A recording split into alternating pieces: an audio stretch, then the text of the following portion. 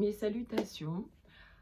Eh bien, nous allons parler aujourd'hui d'un phénomène qui se produit dans certaines relations, surtout où les relations où il y a une certaine intelligence du vivant qui est active dans un plan qui a une visée plus grande que ce que les égos concernés peuvent généralement percevoir. Donc ce sont des relations amoureuses, je dis amoureuses, mais on va dire des relations de couple dites pour moi initiatiques.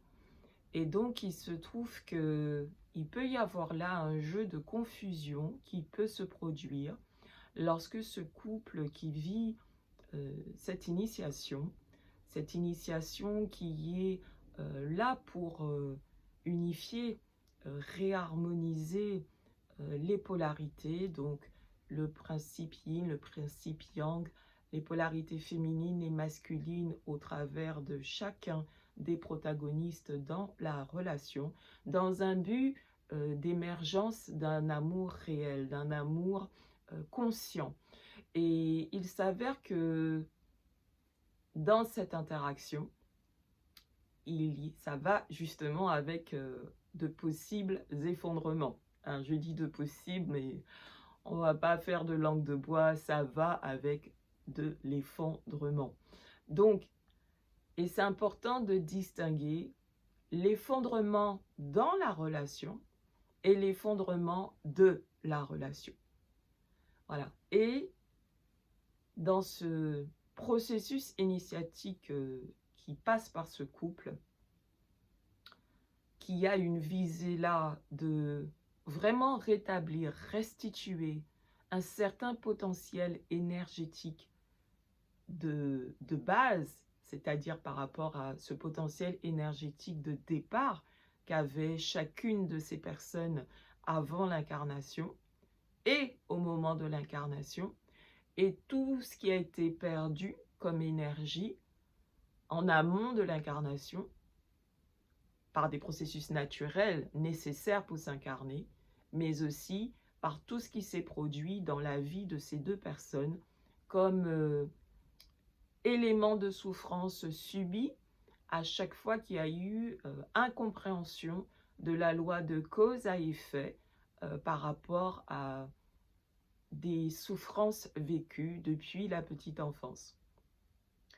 Et donc, toutes ces dynamiques énergétiques vont rentrer en ligne de compte dans ce couple initiatique qui n'a pas là une visée de rester sur un plan de conscience simplement matériel. Et il peut se produire qu'il va y avoir l'un des deux qui porte davantage cette conscience de ce processus initiatique, et dans d'autres couples, ça va être les deux.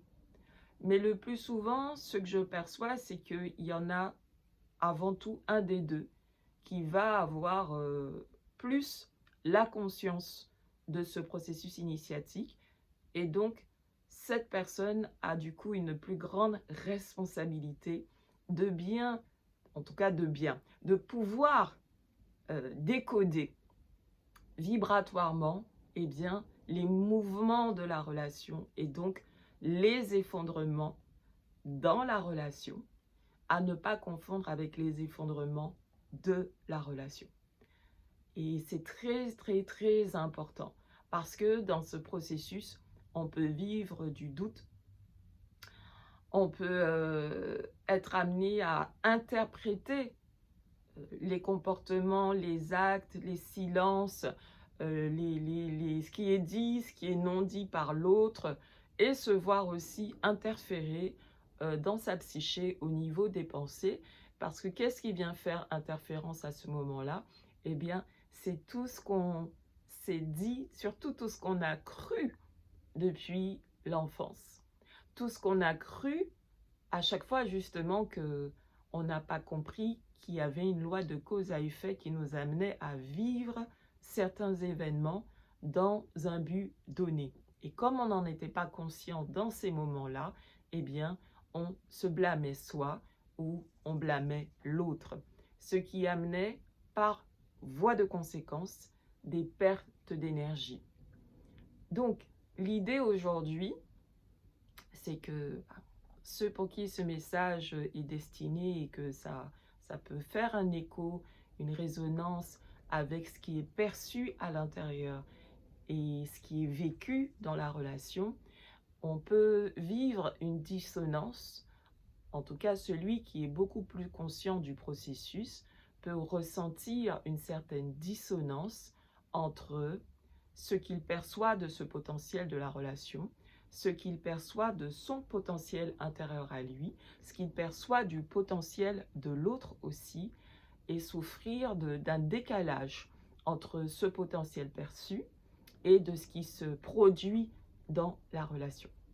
Mais on ne doit jamais oublier que dans ce rééquilibrage, ce recentrage, cette réunification des polarités par rapport à toutes les croyances qui ont été emmagasinées, et ben, ces croyances-là, elles doivent s'effondrer pour pouvoir mieux amener un équilibre entre soi et entre soi et l'autre pour que cet amour réel puisse émerger dans la relation de couple, dans ce couple qui vit cette initiation.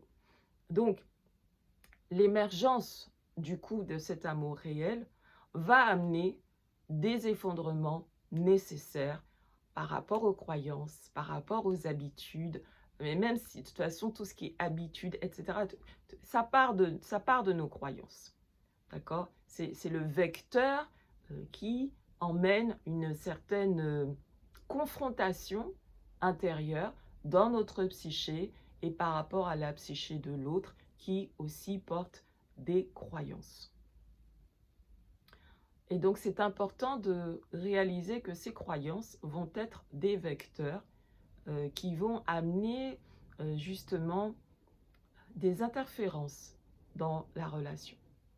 Et cette partie diligente en nous qui sait, cette intelligence active en nous qui sait et qui initie ce processus entre les deux individus, c'est justement ce qui a besoin d'être effondré dans la relation ou quand la relation doit s'effondrer. Donc bien observer si effectivement c'est une relation qui s'effondre ou si il y a des effondrements dans la relation pour amener des ajustements entre la manière dont on se traite soi-même et la manière dont on considère l'autre. Donc dans nos mouvements intérieurs et comment on communique notre mouvement intérieur à l'autre, ou plutôt comment ce mouvement se communique à l'autre. Parce que la plupart du temps, ce n'est pas réellement nous qui communiquons le mouvement à l'autre, même si on va verbaliser, ça se verbalise par nous, ça se communique par nous. Mais il y a bien une dynamique, il y a bien un mouvement subtil qui amène chaque interaction dans cette relation. Donc, j'invite les personnes concernées à avoir une belle attention par rapport justement à cette question de distinguer l'effondrement dans la relation, donc il va là nécessiter des ajustements intérieurs et dans le rapport à l'autre, et l'effondrement de la relation. Généralement, et c'est pas généralement, c'est une certitude pour moi, parce que je le vis aussi ainsi, lorsqu'on vit ces processus, on a notre instructeur intérieur, cette intelligence en nous active qui sait et qui œuvre à cette balance entre ce que l'on perçoit, ce que l'on porte dans notre essence, ce que l'on perçoit de ce potentiel et ce qui se matérialise réellement dans la relation. eh bien, cette partie diligente en nous, elle nous instruit.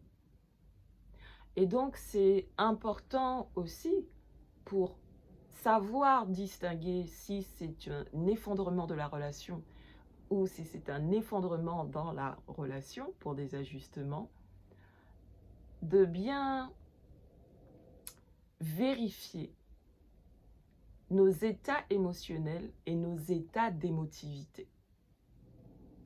Dans nos états émotionnels, on va recevoir une instruction claire via notre canal télépathique, notre communication intérieure, et qui va nous instruire sur les différents mouvements qui se produisent dans la relation ou dans l'effondrement de la relation, le pourquoi, etc., etc. Alors que si on est dans des états d'émotivité qui émanent d'espaces de nous qui sont dans la critique, le jugement, qui ne savent pas finalement accueillir leur sensibilité et la sensibilité de l'autre, la froideur de l'autre parle aussi de sa sensibilité. L'insensibilité émane d'un déni de la sensibilité parce que cette personne n'est pas en capacité à ce moment-là d'accueillir sa propre sensibilité parce que c'est souffrant et que ça fait mal. Mais ça ne fait pas mal pour subir. Ça fait mal pour davantage se reconnaître dans son identité réelle. Jusqu'à ce que ça s'ajuste de plus en plus et qu'il y ait finalement cette harmonie entre notre sensibilité et notre puissance. Et en même temps, notre puissance se trouve dans notre sensibilité. Ce qui nous donne une puissance douce, un feu, un feu, mais un feu qui va être juste, un feu qui va être équilibré. Et c'est toujours ce feu, de toutes les façons, ce feu vivant à l'intérieur de tout un chacun qui amène les différents mouvements. Et soit on est en capacité, mais pas en capacité dans le mental, hein, où on fait un effort, un travail pour être dans cette capacité. Non, c'est une capacité d'accueillir ces énergies, nos propres énergies, à mesure justement que on accueille notre sensibilité, même quand ça fait mal. Et qu'on ne tombe pas dans, eh bien, si je ressens ça, c'est mal. Si l'autre me projette ça, c'est mal. Et donc, on blâme, on critique, etc. On culpabilise. C'est subtil, hein, tout ça. C'est subtil tout ce qu'on est amené à vivre par rapport à cette vision idéale qui est implantée en chacun. C'était Olivia Mello, consultante en harmonisation relationnelle. Ben, je vous dis à bientôt et bonne intégration à chacun.